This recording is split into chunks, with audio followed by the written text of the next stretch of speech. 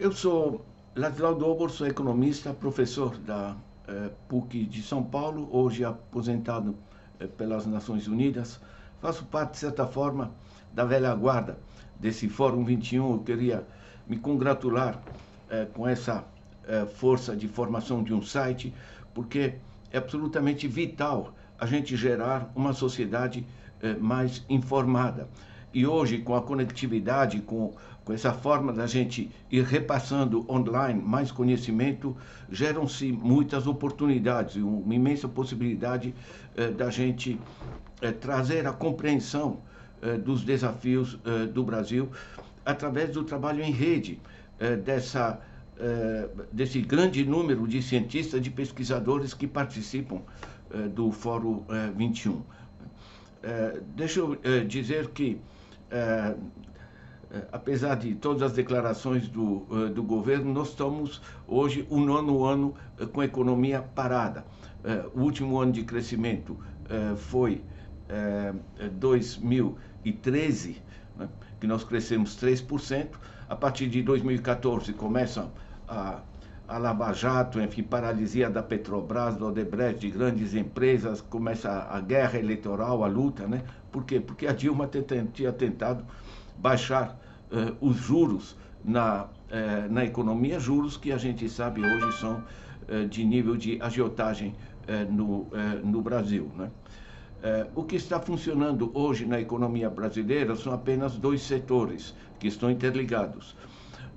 O mais importante é a exportação de bens primários. O Brasil está se reprimarizando, está exportando soja, está exportando minério de ferro, madeira da Amazônia, está exportando bens primários não transformados. Isso é muito importante, porque isso não gera emprego, gera desastres ambientais, né? E com a Lei Candir de 1995 ainda,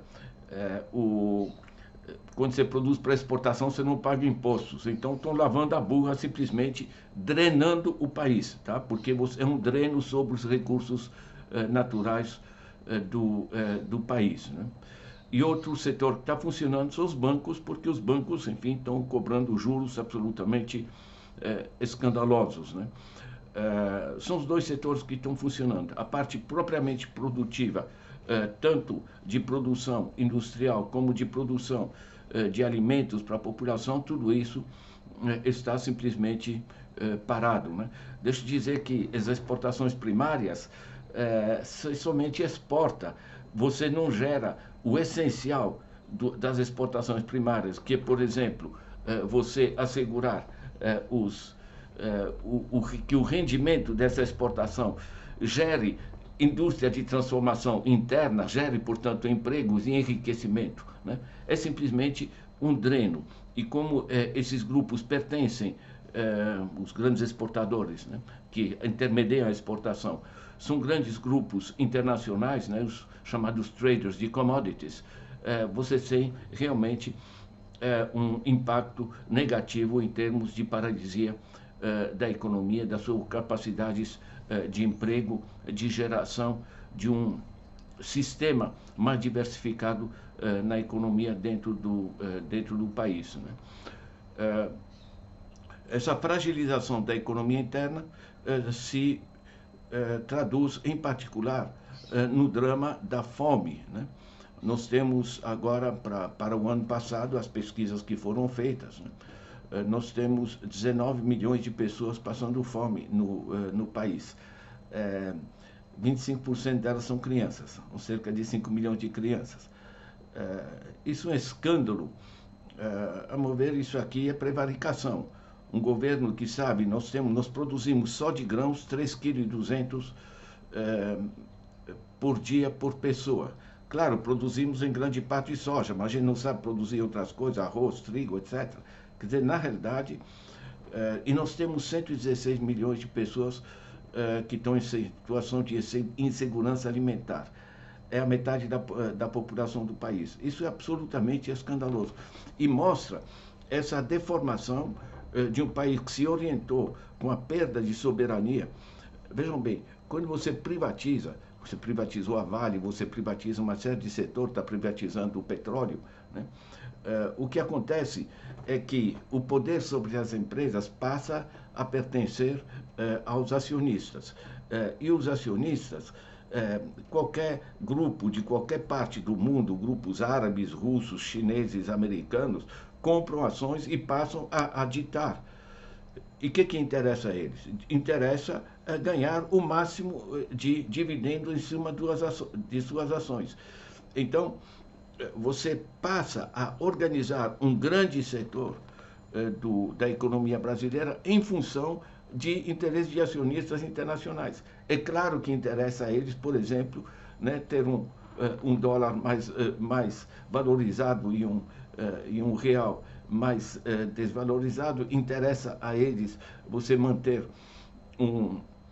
esse sistema da Lei Candir de não onerar exportações.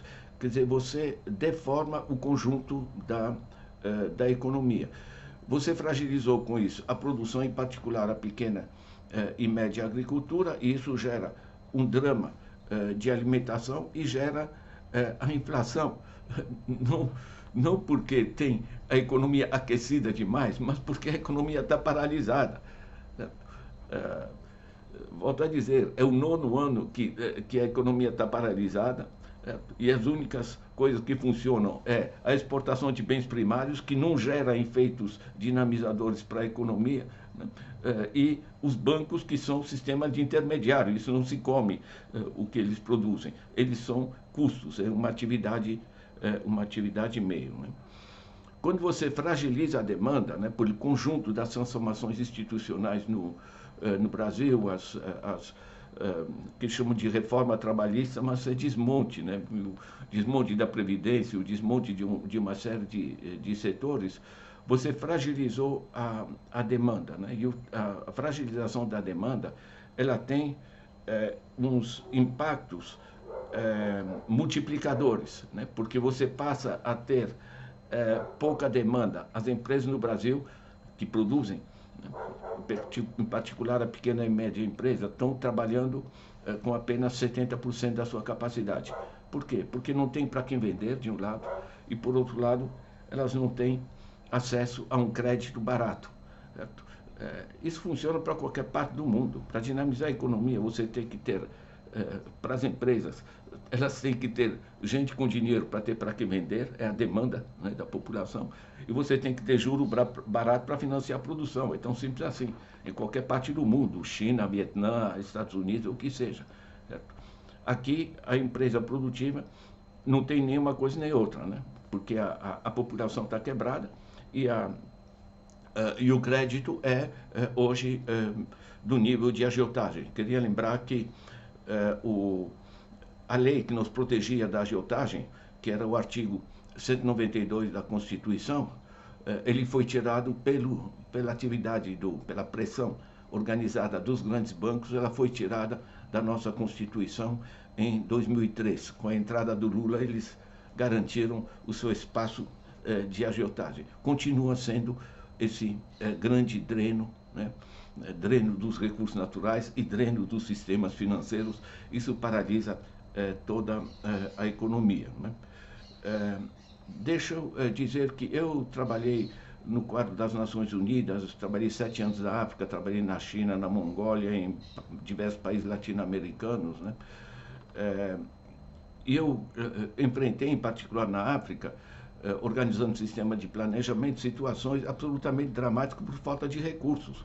O colonialismo, ele realmente arrebentou todo um continente, né? Agora, para você fazer uma política econômica, você não tem recursos. Queria lembrar que o antigo Congo, né, que é um grande país da África, ele se tornou independente com apenas 27 pessoas com curso superior, né? Organizam o país. O Brasil não.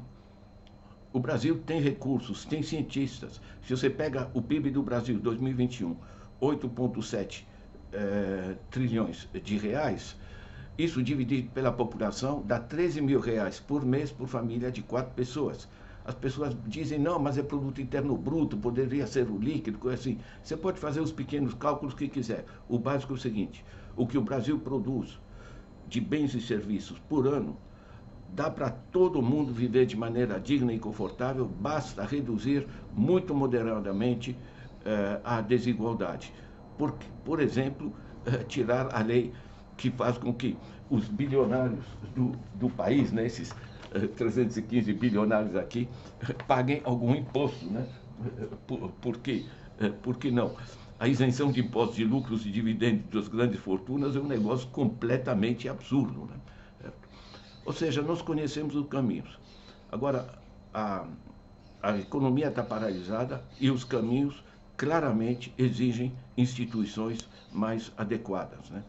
Eu recomendo a vocês o meu site, são cerca de 1.300 títulos, ajudam muito. Nós somos uma rede de professores que disponibilizam a produção científica online. É só colocar dobor.org, vocês têm acesso.